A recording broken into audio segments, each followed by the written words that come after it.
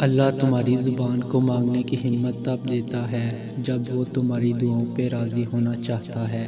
تمہارے دل میں بار بار ایک ہی چیز کا خیال آنا اس کی جانب سے اشارہ ہے کہ تم اسے مناؤ۔ وہ تو ان دعاؤں کے لیے بھی وسیلے بناتا ہے جو تم نے اس سے کبھی مانگی ہی نہیں ہوتی۔ پھر وہ ان دعاؤں کو کیسے ادھورا چھوڑ سکتا ہے جنہیں تم تڑپتے ہوئے اس سے بار بار مانگتے ہو۔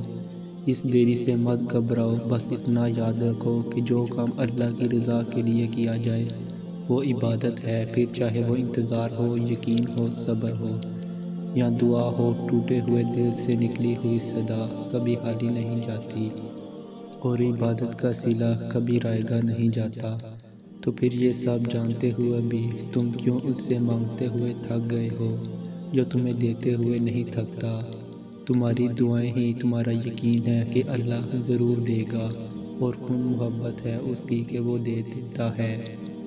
اب قبولیت کے ذریعے اس کے ایک حکم پہ رکے ہیں، اور اس کا حکم صرف تمہاری ایک پکار کا منتظر ہے۔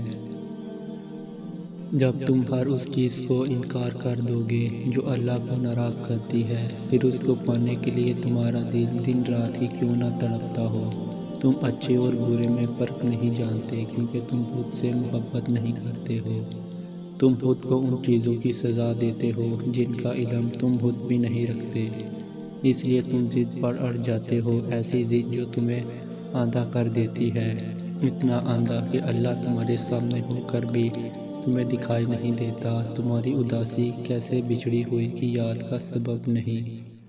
جب تم دنیاوی چیزوں کے پیچھے بھاگتے ہو تو تم سب سے پہلے خود کو کھو دیتے ہو، اور پھر جو رفتہ رفتہ تم سے اللہ بھی کھو جاتا ہے۔ تم یہ غم تو ساری زندگی سینے سے لگائے رکھتے ہو کہ فلاں شخص بچھڑ گیا، فلاں مجھے توڑ گیا، مگر یہ تو سوچتے ہی نہیں میں بچھڑ گیا اللہ سے، میں ٹوٹ گیا اس سے دور۔ بس اسی لیے تم کرب میں مبتلا رہتے ہو اور بھول جاتے ہو کہ وہ تو ہر چیز پر قادر ہے، اس کے خزانوں